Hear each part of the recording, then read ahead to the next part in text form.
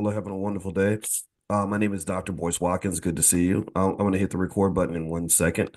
All right. So a lot of you saw the performance last night with Beyonce Knowles. It was really brilliant. It was extraordinary. She did an amazing job, as she always does.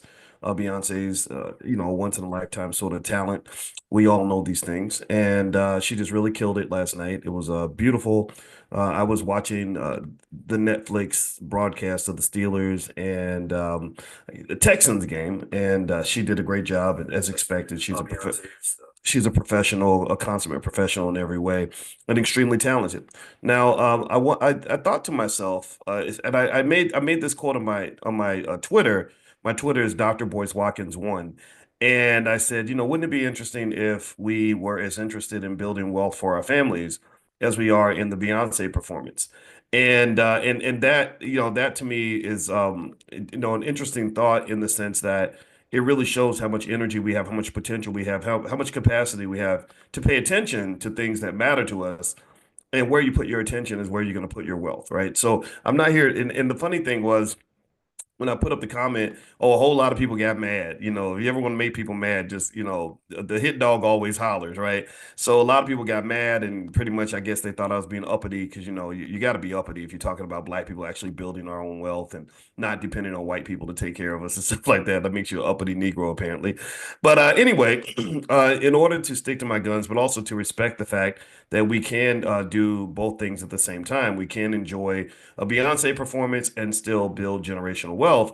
I thought that I would actually put my finance professor hat on and do some analysis really quick to help you understand the economics behind Beyonce's performance. Now, you guys know I'm a thinker. I process everything. I pay close attention to every detail.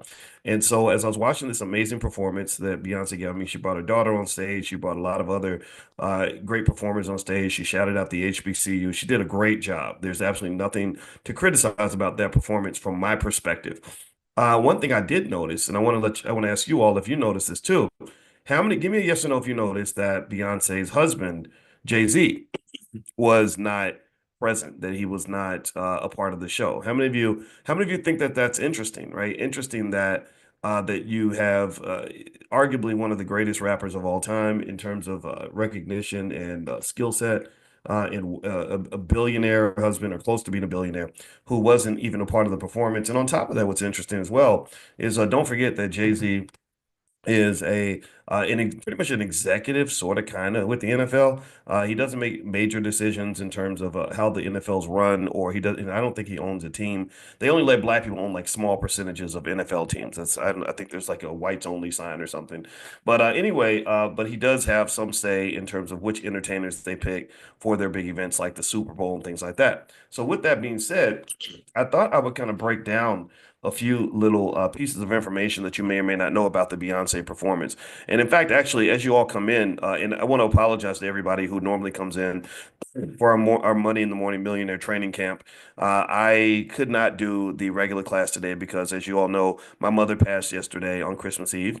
So we have to go and take care of some things at the funeral home. So not only is my attention a little bit distracted to take care of this, but I really got to keep this short. So I promise I'll keep this short. But do me a favor, if you're watching on YouTube, hit the thumbs up button, thumbs up, share, subscribe. And also, we're on multiple platforms. So you can look me up on Spotify, actually. And I have a couple of podcasts on Spotify. So anyway, let's get back to it. All right. So one of the things that's interesting about these massive performances, this was on Netflix. You're probably talking about maybe 70, 80 million people watching. So it's not quite the Super Bowl, but let's say it's 50%, let's say it's 50 to 60% of the Super Bowl. I think that's honestly maybe a little bit conservative. I wonder if it's as much as 75 or 80%. But either way, and who's counting? It's only what's a few $1 million between friends. Well, one thing that's interesting about these halftime performances, and for those of you that are interested in business, interested in money, interested in building your net worth, building your brand, not just sitting around celebrating billionaires who've already built their brands. One thing you got to realize is that most of these performances are unpaid. How many of y'all knew this? How many of y'all knew that most of the performers in these big events do not get paid? Give me a yes if you knew that. Murma, did you know that? Kenneth Criswell, did you know that? Lamont Watkins, did you know that? It's so crazy. I got a cousin named Lamont. He's not a Watkins, but He passed. So if that's really my cousin Lamont, then I'm in the middle of a horror movie. Pamela Malone, Sharonda King, did y'all know that? Um, so a lot of people don't know that these performers do not get paid, right? And in fact, how many of y'all knew this? How many of y'all know that the NFL is literally thinking about asking performers to pay to perform? Did y'all know that? They're literally considering saying, "Hey, you know what? Our stage is powerful. Our stage is big. You're gonna make big money off this stage. You're gonna have great opportunities on this stage. So we're gonna let you pay all the cost of your performance and pay for our platform." And do you know that there are going to be a lot of artists who will pay to perform, assuming they meet the qualification? Now, the reason that I bring this up is because, as you guys know, every year we have the All Black National Convention, and so one of the things that we spend a lot of money bringing a lot of people together, and it's a great stage, to expose your ideas and your products, things like that. So, well, one thing is that because we don't, take corporate sponsorship and we don't take money from the government, no Democrat, Republican money, none of that nonsense, we have to be tight on the budget. So there's one point where we reached out to someone and we said, "Hey, we'd love to invite you to speak at the convention." And they said, "Okay, well, let me think about it." And this is the person I'd done a lot of favors, so this person really hooked them up in a lot of ways. But in this case, I couldn't do the hookup. I just couldn't hook them up because the budget was so tight. And so they said, "Well, let me get back to you, Dr. Boyce." I said, "Okay, great." So literally about a week later, this person emails me this long proposal for speaking at the All Black National Convention. And I'm not going to give you the details of it all. I think it included things like first class accommodations for two people.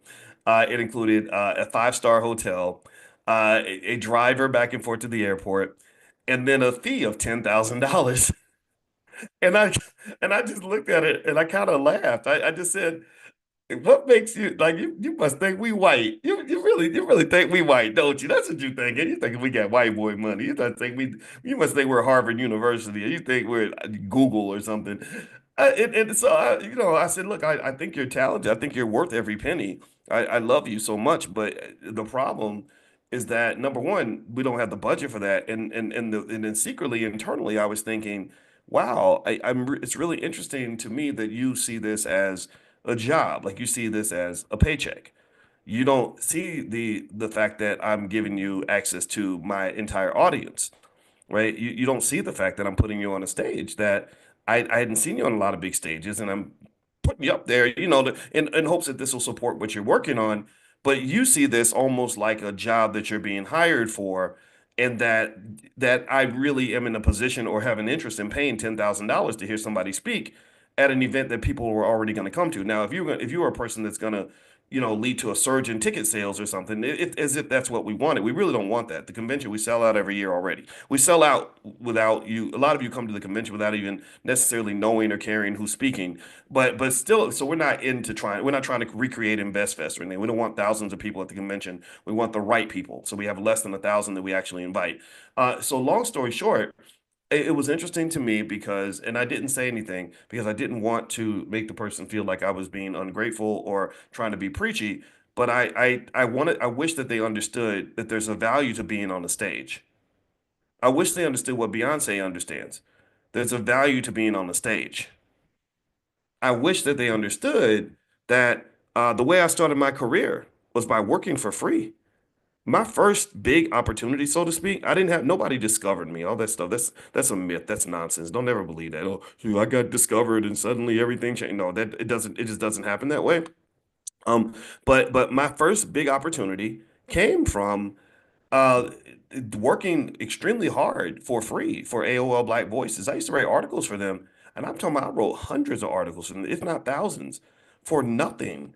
And people were like, "Well, why would you do all that work for free? You're a professor. You should get paid." I said, "But I am getting paid. Do you understand how they're giving me exposure to hundreds of thousands, if not millions of people that I never would have been able to get exposed to?" I said, "Do you know how much money corporations spend to advertise on this platform? And they're giving all this to me for free. And all I got to do is sit down and bang out an article, something I can do in my sleep."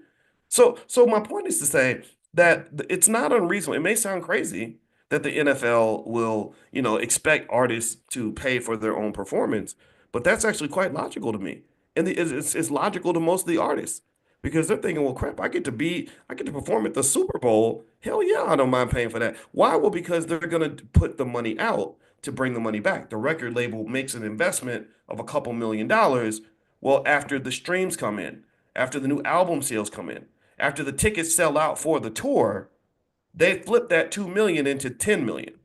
Do you understand? Give me a yes if you're following the logic here. And I think it's really important for you to understand this. Charlemagne the God, when I was on the Breakfast Club, I haven't been on the Breakfast Club for a while because I was on there about 5 times, and it hasn't been for a while because I think Angela Rye, I didn't know she was really close to Charlemagne. I can't stand that lady. She's really evil. I'd met her in person. She was not a nice human being. And so I said it publicly. So I think they got mad at me. But it's okay, though. I got on there enough times. It was time for other people to get a chance. But anyway, remember Charlemagne said something that I agree with. He said most people can't see an opportunity if it doesn't come attached to a paycheck. Most people can't see an opportunity unless it comes attached to a paycheck. So, one of the things I want to encourage anybody in here who wants to build a brand, build a business, create wealth is if you're looking for the wealth, financial consciousness, which we talk about every day, we train on this every morning. You guys meet me every morning at 10 a.m. Financial consciousness dictates that you gain the ability to see an opportunity even if the paycheck's not attached. You cannot be a wealth builder in America if you have a paycheck mentality. Now, mind you, I don't care if you're a Beyonce fan or not. You cannot deny that this woman is a good businesswoman or somebody in her camp has made good decisions. You cannot deny that she and her family have been able to accumulate massive amounts of wealth. And in my view, I said, okay, since we all talking about Beyonce, let's talk about that bread. Let's talk about that money. And when I actually was on the phone a few years ago, Beyonce's tour manager called me for some reason. I have no idea how I ended up on the phone with some of these people. And he was on the phone with me for we were on the phone about 2.5 hours. And I remember him trying to really convince me that Beyonce and Jay-Z were very conscious, but the music just didn't show it because the culture wasn't interested in that. That was before the culture shifted. Now the culture shifted. Now the celebrities are kind of getting on board. And I said, well, it doesn't matter if they're pro-black in private. I want you to be that way in public. I want Jay-Z to speak publicly about what our community needs. And I want our community to learn about the wealth. I want them to learn about how the business deals are done. I want our people to learn how we can improve and actually accumulate wealth instead of sitting back and worshiping, worshiping celebrities who just kind of pop in and pop out whenever they need a favor. They pop in and pop out whenever they need to sell something. They pop in and pop out whenever they need you to vote for somebody, but they're not really in there building the factories and building the job, creating the jobs and developing the institutions. I would love it if Jay-Z used his connections with all these banks and all these corporations to go into the Marcy projects and create some sort of factory that they can generate 80,000 jobs in that community. And I just don't see that, right? So ultimately, it wasn't a criticism. It was basically me saying, as a person who tried, I have high self-esteem. I can't sit back and just worship people. I want to see how that's going to help the people that I care about as well. And I said, what's the benefit? Like, what's in it for us? Right. So anyway, with that being said, let me move on. By the way, I want to remind everybody we are hosting a financial slumber party on Friday night at 11 p.m. Eastern, and that's going to be where we're all going to get together on a Zoom in our pajamas at 11 o'clock at night, and we're going to spend the night basically studying finance. I can probably give you about an hour and a half. After that, I'll probably start getting sleepy, but I'm gonna go as long as I can, and we're gonna have some fun, and we're gonna go through a training I did called Stock Market Decoded, and it's going to be awesome. You're going to have a blast. We've done it before, but we did last time we did was about 2 years ago. So we maybe we do these, once every year or so or whatever. So anyway, if you'd like to join us for our financial slumber party, you can go to financialslumberparty.com. That's financialslumberparty.com, or you can also get on the text list and I'll send you a link. Text the word morning, MORNING, on your phone to the phone number 87948. Text morning to 87948. That'll also give you access to our daily millionaire training camp. I guarantee you'll learn more from me than you learned in college. And it'll probably take me about a week to teach you more about finance than you learned in 4 years of college, because that's what a PhD gives you the ability to do. All right. So the other thing I want to focus on here with Beyonce really quick, since we want to turn this into a lesson that benefits us as opposed to just a great musical performance, is that did anybody else give me a yes if you noticed a few little things about the performance? I want you to give me a yes.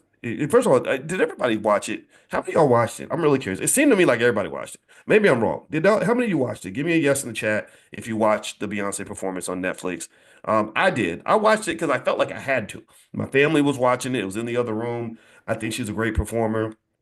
I'm not into the country music thing was kind of weird, but then I said, "Oh, that's right, she's from Texas and she's honoring the black cowboys." Like, okay, that's cool. Go ahead and do your thing. Did anybody? Okay, Selena says no. Okay, Etta says no. Ayana said, "See, y'all, wow, a lot of no's." Okay, well, I'll just tell you, if you didn't watch it, you missed something that was nice. You know, she's good, right? Like, so there's nothing to be, and we can't be mad about everything, right? So, yeah, but anyway, I thought she did a great job. Anyway, long story short. Tell me if you noticed this. Give me a yes or no if you noticed these things. Number one, how many of you noticed the way she strategically placed her daughter Blue Ivy in the performance? How many of you noticed? Give me a yes if you noticed how her daughter wasn't just there. She was really, they took a moment to make sure you saw her daughter there. Like I think she positioned her, she turned her around, she was right in the front row, and it was like, okay, here's my daughter. She's here too, and I want you to see her. Did anybody else notice that? Okay. So let me tell you what was happening there. There are actually financial theories behind what Beyonce was doing, and I want you to pay attention. This is very important. Her introducing her daughter is there in economic theory they would refer to this as intergenerational wealth and influence transfer. So basically, by her putting her daughter up there as an emerging talent, as kind of the next big thing, opens up the door for her daughter to receive lots of opportunities and endorsements in the future. Similar think about this. I want you to think about this for a minute. Think about how many celebrities you know where they'll have has anybody ever gone through this where a celebrity will show up with their like 20-year-old son and you'd be like, wow, I didn't even know he had a son. Anybody ever go through that? Or their daughter, you're like, whoa, they got a 30-year-old daughter? Like I didn't know that they had a daughter at all, right? Well, that's usually strategically done, right? A lot of relationships and family stuff is kind of done in a way that's strategic when people operate at that high economic level. There's a conscious decision as to whether or not I'm going to expose my child or expose my spouse or whatever. And that a lot of times is done in a way that generates economic opportunity. So this intergenerational wealth and influence transfer by Beyonce is her way. That's her gift to Blue Ivy. It's like I'm gonna put you on. I'm gonna make sure people know you. I'm gonna show them how talented you are, so you'll be prepared for the next generation.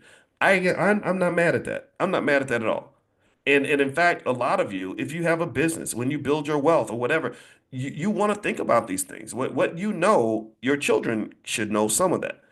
What you're able to do, your children should be able to do some of that. What you have, your children should have some of that, right? So all of us have some ability to transfer intergenerational wealth. Your whole life, you've been hardworking. You've learned a lot of knowledge. You have maybe some resources. I hope that you do. I hope that you're taking the advice that we talked about in terms of buying little shares of stock for your kids on a regular basis. So these are the types of intergenerational wealth and influence transfer that should be the norm in the black community. They should be the norm in the black community. You shouldn't really have parents that hate their kids so much that they say, well, I got mine out the mud. You got to get yours out the mud. This is my money. Anybody ever heard parents, and I'm not going to call it ignorant because forgive them for they know not what they do. Have you ever seen parents where you got plenty of money and the parent literally is like, this is my money. I'm going to spend my money. You got to get your own. And they say that to the kids. Now I'm not a big fan of giving your kids all your money. I'm not saying that. What I'm saying is that that's kind of cruel. Like all the work out, it's like I clean up the whole kitchen for my wife, and then she comes in the kitchen to enjoy a clean kitchen, and I say, no, no, no, this was my work. Get your ass up out of here. I'm gonna mess it up again. I'm gonna pour some milk on the floor, and I'm gonna bust some dishes on the ground. I'm gonna just pour some dishwashing liquid all over the refrigerator because this is my work. This is what I did. You can't benefit from what I did. Right? That's kind of what you do when you throw away the generational wealth and don't give something to the kids to work with. That makes a big difference. A lot of y'all get mad because Donald Trump's daddy gave him some money. Well, why don't you give your kids some money? You can't give them 25 million, but you can give them something. So now I agree. I see Greg Calloway saying Shaq told his kids that they're not rich, he's rich, and that is true. But here's the thing. If I'm Shaq's child, I remind him, yeah, but you're not young, I'm young. You think you're the young hip guy like you were in 1993, but you're not anymore. You're the old guy who's trying to be as young as possible, who's trying to maintain and hold on to your youth, but your grip on your youth is slipping, and eventually you're going to slip into becoming an old man. an old man who went to a couple of Diddy parties, right? So people are not going to see you the same way. But on top of that, you're going to get old and tired and sick and die, like nature says. And then at some point, I'm going to be the king of this castle. I'm going to be taking. So you have consciousness. Remember, we've talked about what consciousness is. Wealth consciousness is the ability to see the big picture. Seeing the big picture means it means at least a couple things. One, it means understanding that you have to be connected to something bigger than yourself. So Beyonce, by connecting with her daughter, understands her daughter is a part of her, and she's a part of her daughter. And then number two, it means understanding that this too shall pass. So if you're young and hip and fly and smart, or and talented or whatever, then that's going to pass. At some point, you will be, the person in the old folks' home watching old videos of how cute you used to be, or how athletic you used to be, or how great you used to be. And that's just the reality. So let me keep going. Let me move on. One more thing I want to mention too is that in terms of family and building family wealth, one thing that we determined in our Black Financial Therapy department in the Black Business School is that broken families in the Black community probably cost our community about $2 trillion uh, in a decade, right? Or let's say about at least half a trillion to $1 trillion a year we lose because of broken families. Because when you're not connected to your siblings and your family, you're not going to build business with them. You're not going to build wealth with them. When you get a divorce, you're not building wealth with your wife anymore. Instead, you're losing your wealth to all the lawyers and everything else because you're spending all your money fighting as opposed to investing your money in building. So I encourage anybody who understands the value of generational wealth transfer to commit to some type of energy or therapy toward maintaining family structure. Now, I understand sometimes it just don't work out. Sometimes you just got to go. But the question is, did you do everything you could to preserve that asset? That asset is called family. Okay. So my wife happens to be a family therapist. She's a full professor of social work. She's very good at what she does. And she sends out lots of free information. So if you want to receive information from Dr. Alicia on mental health, family health, trauma, pull out your phone, text the word love, LOVE, to the phone number 87948. Text love to 87948. I want as many people as possible to kind of know what we're doing in terms of our unique approach to building wealth is we're investing just as much in the Black Business School toward mental health because you can't build wealth if you're crazy. You just can't. You can't build wealth if you're damaged. You can't build wealth if you and your loved ones hate each other. You can't build wealth if you're fighting with your teammates. So there are solutions. Therapists can help you. So just text the word love to the phone number 87948, and we'll send you some stuff right away. And also, she does Mental Health Mondays, where she brings in the best Black therapists in the country, and they talk about mental health every Monday. You'll get an invitation to that. She also has a book club where they just finished reading a book called How to Be an Adult in Relationships. And you'd be amazed how much Black wealth would be saved. We would probably save about $1 trillion a year in Black wealth if people just learned how to have appropriate relationships with each other instead of all this baby mama-itis, people talking crazy about Black women on the internet, Black women talking crazy about Black men on the internet. Gender wars do not build wealth. Gender wars destroy wealth, and that's just a fact. All right, so let's move on. A couple more things about this. How many of you also notice? And this is the last thing I'm going to ask because ask you, or we're going to cover today, because I actually have to go to the funeral home to make arrangements for my mother. She just passed, but and I appreciate your condolences. I've gotten just so many messages from thousands of you, and thank you so much. But what I want to ask you is, after you give me your condolences, I want you to give me two things. If you want to give me a gift, just give me these two things. Number one, give me your attention. Give me your attention because my mother was a teacher. She worked in the school system for 25 years. She shout out to all the teachers and the counselors and out here that are doing the same thing. And she would want me teaching you. She wants me to support you and help you in your quest. So if you want to give me your condolences, let's not just talk about the emotional side. I want something that's real. I want something that can be applied, that's practical. I don't want my mother's death to be just this painful sacrifice. I want it to be an investment. I want my mama's life to have meant something. I want her to have died for something. And one of the things that she lived and died for, and throughout her life, was investing in me so I could help invest in you. Okay, so all I want is if you want to give me condolences, I appreciate it. But after that, please give me your attention and also congratulate me. Give me congratulations because I had a chance to spend a long time with an amazing woman. My mother was just and she was an angel. She was a warrior.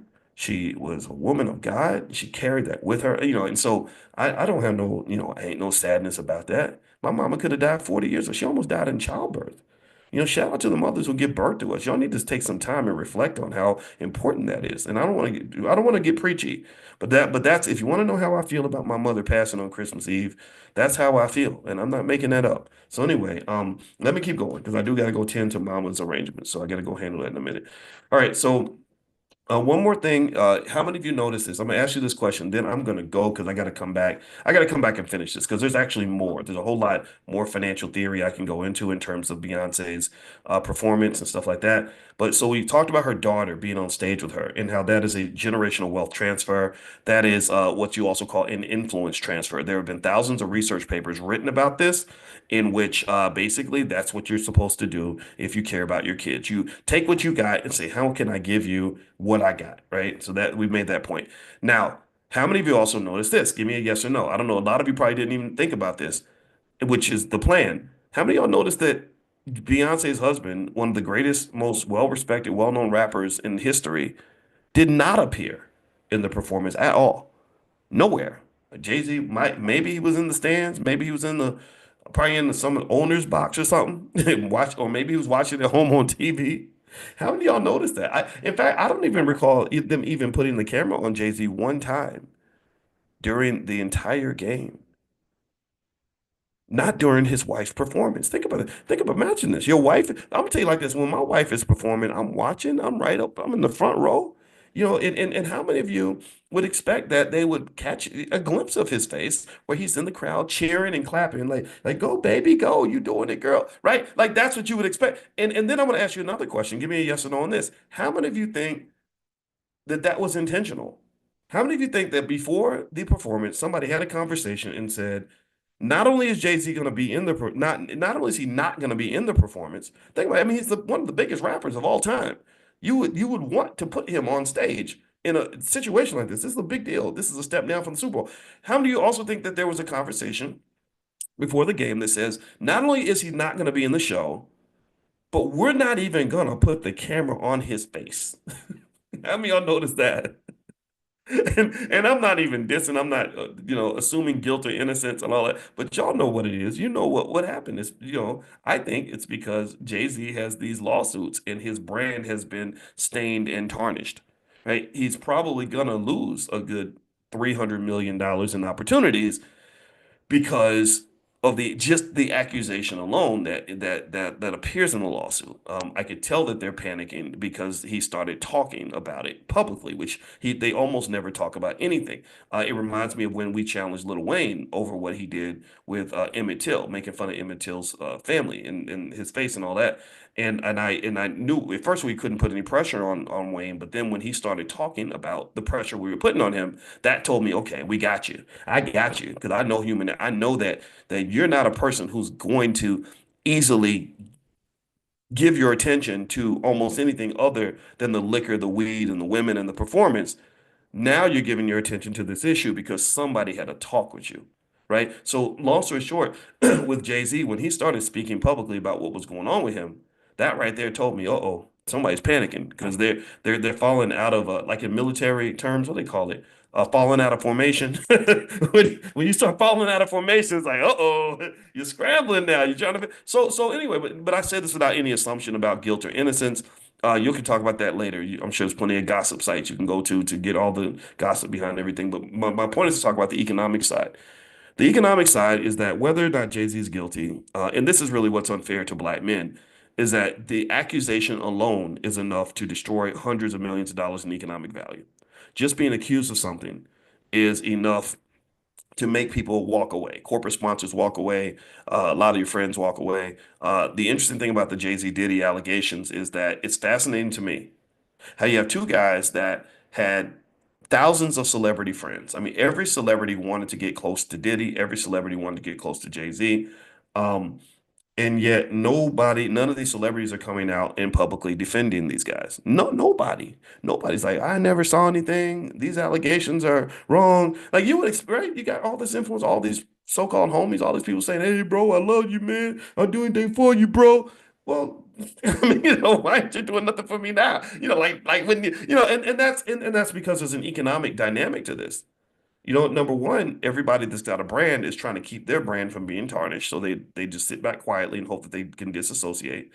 And then number two, when you talk about Jay-Z and Diddy in particular, the just being black men and being accused of anything, even if it's fundamentally untrue, is going to cost you a lot of money and economic value. That's why a lot of black male celebrities have a hard time holding on to their wealth, especially in hip hop, because hip hop is a very, unfortunately, the toxic side of hip hop anyway, is a very scary, kind of dangerous culture where you're already mixed in a lot of shenanigans. You're already kind of in spaces that are not safe for your brand. And that is a conflict with wealth building. That is a huge conflict with wealth building because most wealth building, most capital accumulation, most billionaire franchises and brands and businesses tend to operate in a very conservative way. If you remember the Rockefeller family, oh, you would have a list of rules and protocols to follow from the time you're born in order to get the money. If you were a Rockefeller, they're not going to just give you the money and say, okay, I want you to go to the strip club and find all the women with the big booties, and I want you to just spend 100,000 a night and then tell everybody on Instagram. They no, they don't. They're not interested. They would disown you for that. Warren Buffett, who's worth over $100 billion, he disowned his own granddaughter for simply doing one interview, and she didn't even say nothing bad in the interview. Did y'all know that? How many of y'all knew that? Warren Buffett disowned his granddaughter because she did one interview about what it's like to be in the Buffett family. It's crazy, right? So they operate very conservatively, and that's because the number one goal in wealth is capital preservation. You and I have talked about this. We talked about this in class, that it's just like in football. In football, the number one job of the quarterback is not to throw the ball. His job is not to get the ball down the field. His job is not to get a first down. The number one job of the quarterback is to protect the ball. Is to protect the ball. Because if you don't protect the ball, then you can't do anything else. If you don't protect the ball, then there is no touchdown. If you don't protect the ball, there is no field goal. If you don't protect the ball, there is no first down. And if you don't protect the ball, there is no hope. Do you understand? Give me a yes if you're following this. So, when you're talking about black wealth and the scientific reasons why black wealth is declining, we've done research on this, is because black folks are not trained as children to protect the damn ball. You fumble the ball, you fumble the bag. Every generation, you fumble the bag. I think there was a whole BET series called Blew the Bag about these goofball guys, mostly black men, who came into a whole lot of money and did a bunch of goofy rapper stuff and lost every penny. I'll never forget, and I was furious watching this show. If you care about black people, you had to be furious. If you care about black wealth, you had to be furious. If you care about black children, you had to be furious. I saw some dude, I'm not going. I'm gonna try not to be mean when I say this, but it just drove me crazy. Some goofy guy, he was one of those man children. He's 35 years old, but he's still acting like a child. Y'all know what I'm talking about. Probably still sagging and stuff. He won the lottery and won like a couple $1 million. And this dude had about seven kids with six babies mamas. And his first thought was not to take this money and go and set his kids up for life. His first thought was, I'm gonna do what the rappers do. So he rented out the top floor of the most expensive hotel in town. He he paid for a bunch of strippers. He probably spent another, $50,000 on liquor and weed. He bought a new car, and all the money was gone in about 2 weeks.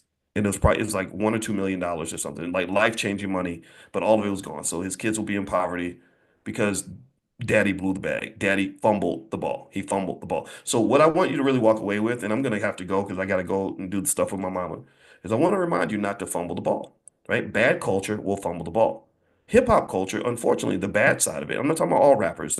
Just because when I say this, people think, oh, you hate no rappers. You just be hating rappers. No, I'm sorry. I have a lot of friends that are rappers. Kanye West called my house several times. I've talked to Ice Cube called my house several times. Like lots. I know these. Then these people are fine. Like they're some of them are okay. Some of them are not. So stop telling me I hate rappers just because I'm giving you information. I'm giving you the game.